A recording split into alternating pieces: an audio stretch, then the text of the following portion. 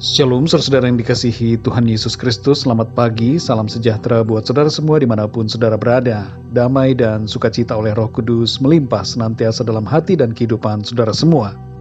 Sebelum kita mendengarkan renungan firman Tuhan, mari sama-sama kita satukan hati dan berdoa.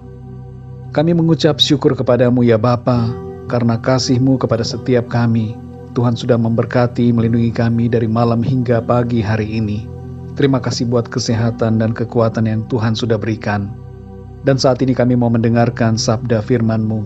Berbicaralah kepada setiap kami, urapi hati kami, berikan kami pengertian supaya kami dapat memahami akan kehendak-Mu.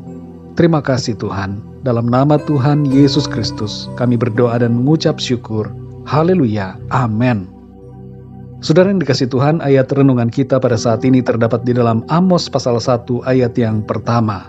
Tertulis demikian. Perkataan yang dinyatakan kepada Amos, salah seorang peternak domba dari Tekoa, tentang Israel pada zaman Usia, Raja Yehuda, dan dalam zaman Yerobeam, anak Yoas, Raja Israel, 2 tahun sebelum gempa bumi. Saudara yang dikasihi Tuhan, Amos adalah seorang yang melayani sebagai nabi, meskipun ia adalah orang awam yang tidak memiliki status nabi yang resmi. Dalam ayat ini disebutkan bahwa ia adalah seorang peternak domba dari Tekoa. Namun ia mendapatkan penglihatan dan mendengar suara firman Tuhan untuk disampaikan kepada bangsa Israel dan bangsa-bangsa lain di sekitarnya. Amos telah menubuatkan tentang peringatan-peringatan Tuhan terhadap berbagai dosa dan perbuatan jahat yang dilakukan oleh bangsa Israel. Dan ia menyatakan mengenai suatu peristiwa dahsyat yang akan terjadi, yaitu gempa bumi yang hebat. Hasil penelitian menunjukkan bukti-bukti bahwa memang terjadi sebuah gempa bumi yang besar, yang sangat hebat di wilayah Israel pada waktu tersebut. Nabi Zakaria juga menyebutkan mengenai gempa bumi ini dalam kitabnya, yaitu dalam kitab Zakaria pasal 14 ayat yang kelima. Saudara yang dikasihi Tuhan, kalau kita merenungkan ayat ini, ada makna yang luar biasa yang terkandung dalam ayat ini buat kita. Yang pertama, dengarkanlah nasihat firman Tuhan tanpa merendahkan orang yang menyampaikannya. Biasanya kita tidak mempedulikan nasihat dari orang yang kita pandang lebih rendah status atau kedudukannya dari kita. Mungkin itu bawahan, atau adik kita, atau anak kandung kita.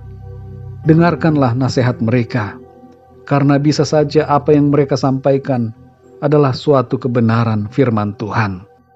Amos dipandang enteng karena dia adalah seorang peternak domba dan bukan dari golongan nabi, tapi apa yang ia sampaikan adalah suatu pernyataan dari Tuhan. Yang kedua, saudara, responi dengan tepat setiap peringatan Tuhan. Ketika mendengar nasihat dan peringatan, jangan kita tertawakan atau kita pandang enteng, tapi pertimbangkanlah dengan baik dan responilah dengan tepat. Sebab akan ada manfaat yang baik bila kita menuruti nasihat yang benar, yang sesuai dengan kehendak firman Tuhan. Yang ketiga, saudara, Tuhan dapat berbicara melalui siapa saja. Setiap orang dapat dipakai Tuhan untuk menyuarakan firman-Nya, termasuk saudara dan saya. Kita bisa menjadi saluran suara Tuhan. Tuhan tidak memandang diri kita hina, tapi semua kita berharga. Tuhan tidak pernah membeda-bedakan, tapi Dia memperlakukan kita dengan sama dan adil. Mungkin kita merasa bahwa diri kita tidak mungkin dipakai oleh Tuhan. Tapi ini adalah pikiran yang salah, saudara. Setiap kita bisa dipakai Tuhan, meskipun kita tidak terpandang. Saudara yang dikasihi Tuhan, sebagai penutup dari renungan hari ini, mari kita responi dengan tepat setiap kebenaran firman Tuhan yang disampaikan, tanpa memandang siapa orang yang menyampaikannya. Karena selama yang disampaikan adalah suatu kebenaran firman Tuhan, maka bagaimanapun juga kita harus mendengarkannya demi kebaikan kita. Dalam Ibrani 4 ayat yang ke-7 bagian B dikatakan, pada hari ini, jika kamu mendengar suaranya, janganlah keraskan hatimu.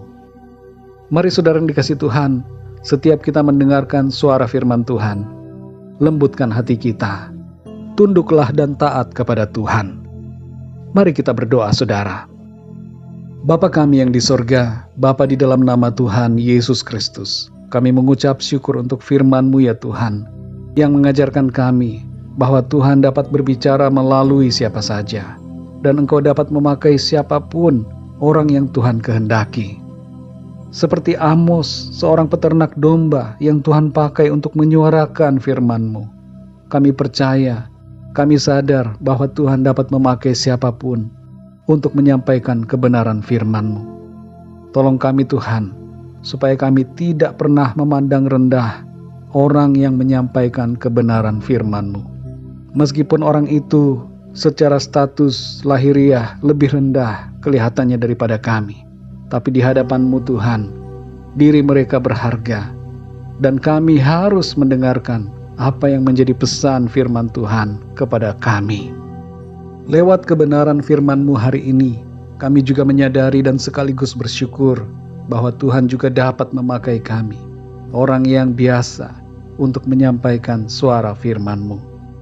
Tolong kami ya Tuhan, supaya kami senantiasa Tuhan layakkan dan Tuhan kuduskan untuk menjadi saluran berkat dan saluran suara firman Tuhan. Terima kasih ya Tuhan, kami bersyukur untuk firman-Mu. Meteraikanlah itu dalam hati kami, dan berbicaralah terus ya Roh Kudus, supaya kami terus hidup dalam kebenaran-Mu. Terima kasih Tuhan, di sepanjang hari ini kami mohon pimpinan Tuhan dalam segala aktivitas kami. Sertai kami Tuhan, supaya segala sesuatu yang kami lakukan menyenangkan hati Tuhan. Terpujilah nama-Mu ya Tuhan. Kami menyerahkan segala sesuatunya ke dalam tangan kasih-Mu, sebab Engkaulah Tuhan yang memelihara dan menopang hidup kami. Kami percaya berkat dan damai sejahtera, kasih karunia-Mu Tuhan, berlimpah atas hidup kami. Terpujilah nama-Mu Bapa. Dalam nama Tuhan Yesus Kristus, Tuhan dan Juru Selamat kami berdoa dan mengucap syukur. Haleluya. Amin. Puji Tuhan, saudara yang dikasihi Tuhan, saya percaya firman Tuhan menjadi berkat dan kekuatan buat saudara semua, dan Roh Kudus akan menolong saudara untuk lebih lagi memahami kebenaran firman Tuhan. Tuhan Yesus memberkati saudara semua. Sampai jumpa dalam renungan yang berikutnya. Haleluya.